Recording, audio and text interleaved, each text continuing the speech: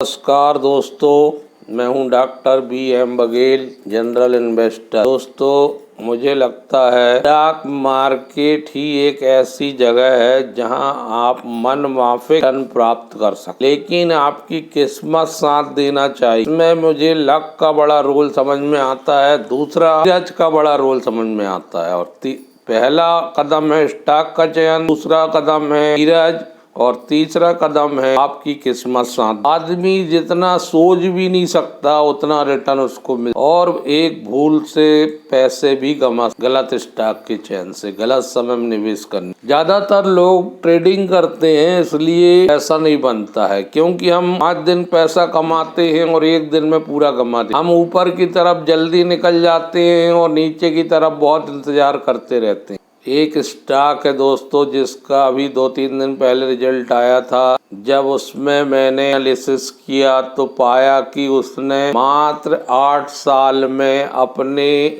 इन्वेस्टरों को माला माल कर दी। मैं ₹1.5 लगाया होगा 2015 में, आज वो ₹1.5 ₹52,575 बन गए होंगे। 12 जून 2015 को लगा के छोड़ दिया हो, क्योंकि इस स्टॉक ने 52,575% रिटर्न दिया मात्र 8 साल। और ये एक हिस्से की ₹1.48 एक हिस्से कीमत है, क्योंकि अक्टूबर 2021 में इसको स्प्लिट कर दिया गया था। ₹10 को के फेस वैल्यू को 10 भागों में बांट दिया गया था।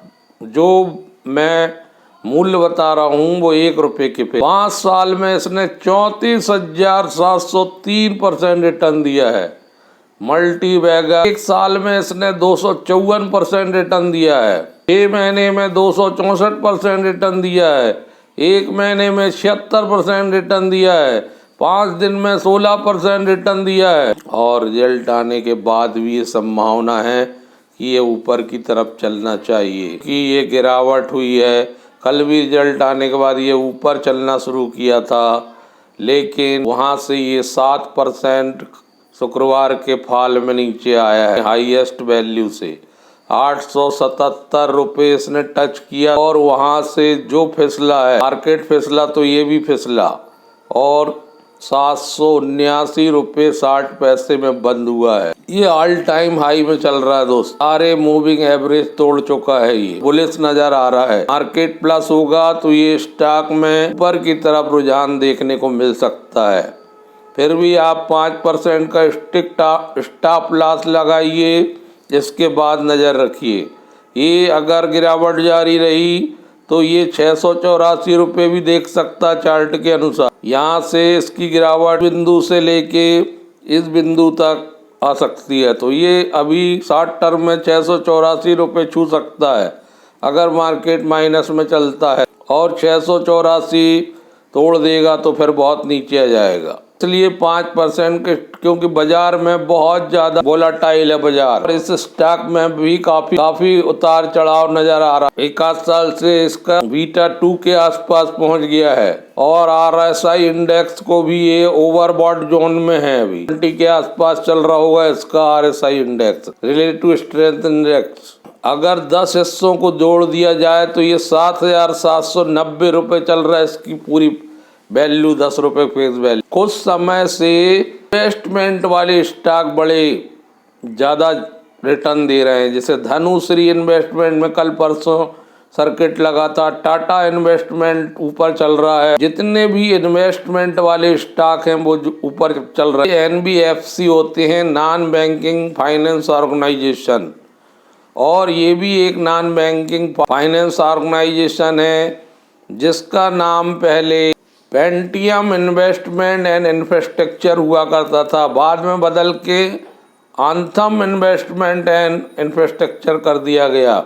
एक गैर बैंकिंग वित्तीय संस्थान है जो कि शेयर्स और इक्विटीज में, जो शेयर्स और प्रतिभूतियों में निवेश करता है, रियल एस्टेट में निवेश करता है, और इक्विटी और स्टॉक मार्केट में ट्रेड करता है। पर्सनल इक्विटी पर भी निवेश करता है और एक निश्चित रिटर्न पोर्टफोलियो की सुविधा भी प्रदान करता है। सुरक्षित ऋण गतिविधि के अलावा ऋण इक्विपमेंट्स, ऋण टूल्स का भी इसके पास प्रोविजन है। संजय डांगी जी द्वारा ये कंपनी प्रवर्तित है। ये स्टॉक तब से ज़्यादा चर्चा में आया है जब से इसने रिलायंस कमर्शियल फाइनेंस लिमिटेड को और रिलायंस होम फाइनेंस लिमिटेड का अधिग्रहण किया है।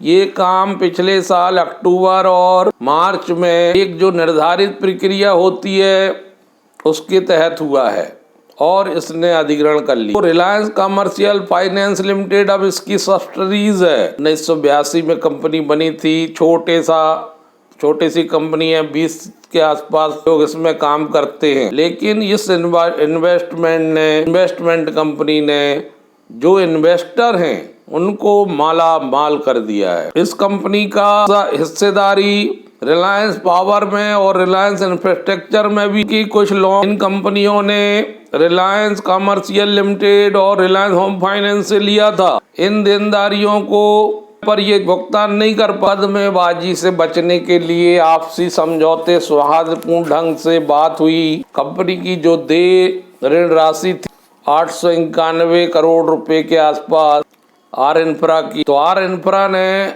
201 रुपये प्रति शेयर की दर से 4.43 करोड़ शेयर ऑथम इन्वेस्टमेंट को दिया है। 11.19% की हिस्सेदारी ऑथम इन्वेस्टमेंट को आर इंफ्रा में मिल गई है। और आर पावर का 152 करोड़ रुपए कर चुकाना था, उसके बदले 20 रुपये प्रति शेयर के हिसाब से 759 करोड़ शेयर पावर आथम की हिस्सेदारी 1.99%। अब आथम इन्वेस्टमेंट ने रिलायंस इंफ्रास्ट्रक्चर और Reliance power Reliance commercial finance limited RCFL और रिलायंस होम फाइनेंस लिमिटेड को जारी की गई गारंटी का लाभ उठाया था। विगत दिनों 1043 करोड़ के कर्ज को इक्विटी में परिवर्तित कर लिया।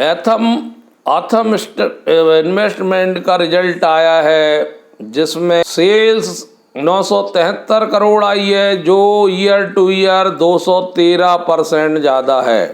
प्रॉफिट बिफोर टैक्स 926 करोड़ आया है, तो पिछले बार 39 करोड़ था। तो पिछले साल इसी अवधि में 300 करोड़ था।